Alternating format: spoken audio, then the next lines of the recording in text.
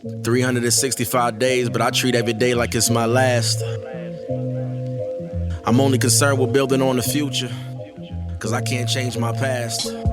Positive vibes for positive lives. She just giving you that truth and shifting your mind. It's more mental than you realize. It's up to you to take control, cause this world is cold and negativity gon' take its toll. Now we've been told any day could be your last. I'm embracing every moment and I cherish every laugh, every smile, every hug, every kiss, every touch, every person in my life that I care about and love. But wait, maybe I'm getting too emotional. That's exactly what they say you ain't supposed to do. Suppress your feelings, never talk about your pain. Can't appreciate the sun without acknowledging it rains, right? That's right. So this a moment of clarity. And make sure you always protect your energy. You stay focused and your life gon' be lit. And you are now rocking with Celeste, the therapist. Let's go. Hello, beautiful people. Thank you so much for joining another episode of Celeste, the Therapist Podcast. My name is Celeste. I'm a therapist from Boston. If you've never been here before, thank you so much for being here. I truly appreciate you. My podcast is all about shifting the way you think. So I talk to people that are empowering other people and they share their story in my podcast. So there's a ton of episodes where you can listen to that. And then I do these bonus episodes where I talk about an issue and I also bring up some solutions and ways in which you can deal with it. Before we talk about today's topic, I wanted to remind you about the transformation community that I am building. It is live, and in this community, we are using books and live workshops to help you with your transformation process. We had our first live book discussion. I'm so excited about it. This Monday, we are going to have our second live discussion for the month, but this one is workshop style where we are going to talk about owning your power. So I'm going to give you 5 tips to move from victim to victorious. And if you want to be a part of the community, it's super easy. All you got to do is go to celestetherapist.com or check out the link in the show notes. I have a video where you can learn about it. And, start your transformation process. One thing that people struggle with is lack of knowledge about how to change. And then some may have knowledge, but not the community. So in this community, you're going to get both. And so I'm just so excited about it. So today, one of the things that's been heavily on my mind is how a lot of times people who grew up as a victim or who have been through trauma or in situations that they did not have control over, as you become older, you continue to have that mentality, right? So one of the things that I'm notorious for saying, I do this all the time on social media. If you're not following me on social media, you can follow me everywhere. Celeste the Therapist. You can follow me on YouTube, Facebook, Twitter. One of the things I say is that the situation you're experiencing, it may not be your fault, right? Like a lot of the things that we have gone through may not have been our fault, but it's entirely our responsibility to choose how we can deal with it, right? It's a choice, and if you've never heard this said this way before, it's a really hard concept to really wrap your mind around, right? One of the things about lenses, the lens that we look at life under, and so I love analogy. So if I had glasses on and the glasses were pink and I'm looking in the sky, I know the sky is blue logically, but because I've had the glasses on for so long, it feels like the sky is really pink. Like it can really feel like the sky's pink, right? And so when it comes to being a victim, a lot of people logically kind of have one mindset, like they understand something to be one way, but the way that they feel ends up taking over. So when you complain, you become a victim, right? You make yourself the victim, leaving the situation, changing the situation, or accept it. Anything else is madness, and that's from Eckhart Tolle, this book called The Power of Now. I'm going to say that again. When you complain, you make yourself a victim. And so your options, you can leave the situation, you can change the situation or accept it. If you're doing anything else, it just doesn't make any sense. And I understand how that happens, right? A lot of times people are waiting for people to say sorry, or they're waiting for some kind of way that they can be made whole, right? You're making for some outside factor to make you whole. And little do you understand is that within your own self, like you can work on creating that wholeness. The wholeness is not in the job, it's not in the relationship, it's not in the car, it's not in the next big thing. If you're consistently telling yourself, when this happens, like, I'm going to be okay, or when that happens, things are going to be fine, or always only looking at the negative, you're setting yourself up for failure. So one of the things I want to do when it comes to this idea of feeling like a victim and looking at everything from a victim's lens, I want to give you some steps or things to think about for you to work on shifting the way you think about that, right? And this is something I got from Psychology Today, but I kind of want to break it down for you so it can make sense. So it's not just words that you're reading. Number one, take ownership and responsibility for your own needs and wants. What does that mean? Even if something has happened, and you know, I do this a lot in my sessions with my clients. Something's happened and it's not their fault, and we listen. I let them talk about it. You cry about it, but then I start to ask them, like, what could you do differently, or how can you change the situation moving forward? So I start to make them think about themselves as the person in power. They are the person in power, but because it feels so much like they're not, they never really push themselves to that process of taking the ownership. Number two, practice saying no. If you don't want to do something, you don't have to do it. Again, that's easier said than done. So one of the things I say to people, if you struggle with saying no, you can say to people, let me get back to you. Let me check my schedule. Let me really think about that. For people that consistently are like walked over, or you find yourself feeling drained because you're doing everything, a lot of the times it's because you haven't said no. Saying no comes with a consequence where the person may not want to be around you, or they may say you've changed. That's just the reality. You have changed. You're changing for yourself. You're changing because you want to be a better version of yourself. So that's okay. Number three, you got to stop blaming.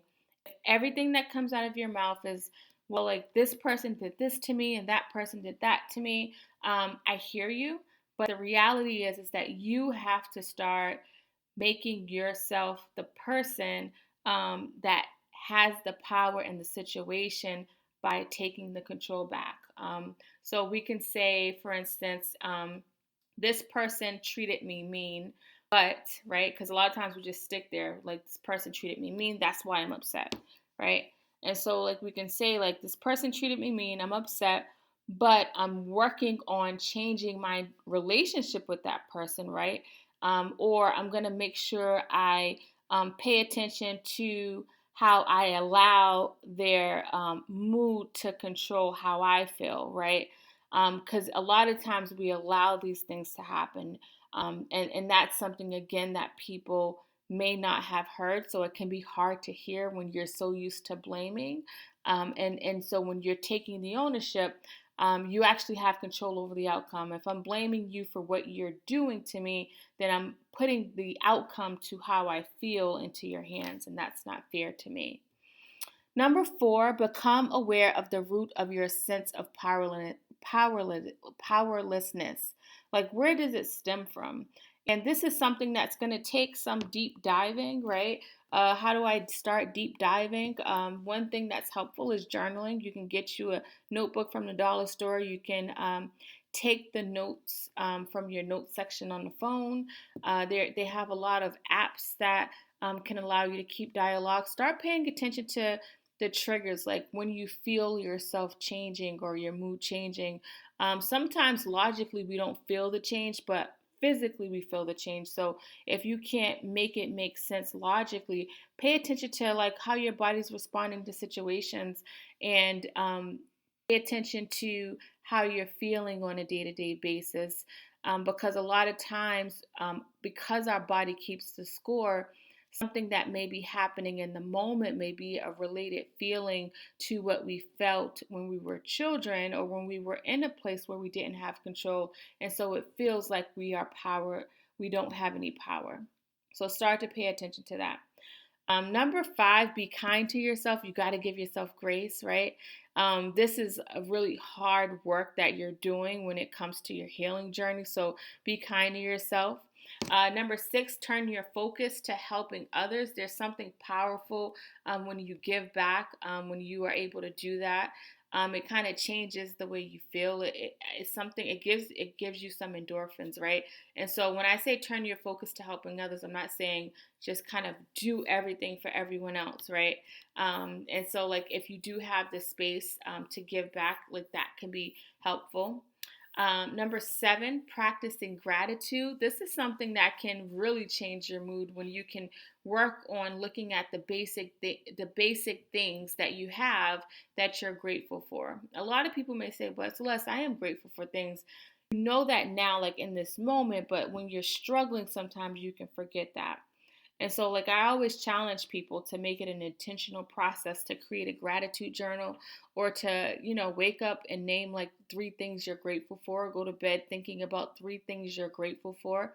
The thing about doing that intentionally is that you are retraining your brain not to focus on all of the negative things that are happening and trying to stay in the moment and look at the positive things that are happening. It can really shift the way that you feel. Number 8, write a list of the ways you can change the bad situation. I love the idea of writing. There's something about saying, like, I'm mad, right? Like, if I just, like, I'm mad, like, that's a lot of people will, like, make this blanket statement and don't move forward. So you can say, I'm mad because blah, blah, blah, right? And then how am I going to change the situation? Like, what part of the struggle that I'm having do I have control over? If the answer is I have control over it, what can I do differently about it? Sometimes the bad situation that you're struggling with, there may not be a solution in the moment, right? But you can plan for that solution, right? I'm all about being solution focused and working on what I have control over. And then the last thing I want to say is practice forgiveness. This is a tough one. This is not an overnight thing. Forgiveness is something that people have always thought about being, like, yes, I forgive you, we can still be friends, or like, let's be friends on social media. Like, forgiveness is all about releasing, that person from your spirit. A lot of people cannot move forward because they have so much hate, so much resentment. They're waiting for that person's downfall. And while you're waiting for that downfall, you're not able to move forward with your life. You're feeling stuck. And so, like, I would really challenge you to lean more into this idea of working on the forgiveness. And you're not doing it for that person, you're doing it for you, because right now you're probably being held hostage. And that just doesn't feel good. One thing about life, I think a lot of struggle people have with life is that, I know I grew up thinking it was a linear process. Like, okay, you go to school, you date, you get married, you have a kid, and then you kind of live happily ever after, right? There's this like dream that we are sold and we sell ourselves it, and there's all these expectations. When you start to realize it's not a linear process and that there are some hurdles and things are going to be hard, and you can put on a full armor by really working on replenishing your spirit, becoming self-aware, understanding what you're feeling. So when these things happen, you can have the tools that you need to deal with it. Because you do have power, you can own your power, and you can work on changing the situation. But I always tell people that you have to have faith to believe in yourself. And the reason why having faith and believing in yourself is so powerful is because no one can take that away from you. And that's like one of the most powerful things that I've ever done for myself is started to believe in myself. Like, I am my biggest cheerleader. If I waited for someone to say, like, Celeste, you got this, Celeste, you can do this, I wouldn't be where I'm at today. So I challenge you to start working on having the faith in yourself and believing in yourself. So I hope this was helpful. I hope this makes sense. If anything I ever say resonates for you, understand you can start the process like right now, like really right now. Don't let this just be a feel-good podcast. Like, start making intentional plans to make changes for you. Don't forget, join the transformation community if you want to be a part of this process, and follow me on all social media platforms. If you want to advertise on the podcast, all you got to do is email me info@celestetherapist.com. We are in over 125 countries and have reached so many people. And so, like, people are listening, and I'm just so grateful to you guys. Continue to share this episode. If you love it, all you got to do is do me a favor, rate me on Apple Podcasts. All it does is just help push my podcast to the mental health charts. So thank you guys so much, and I will talk to you later.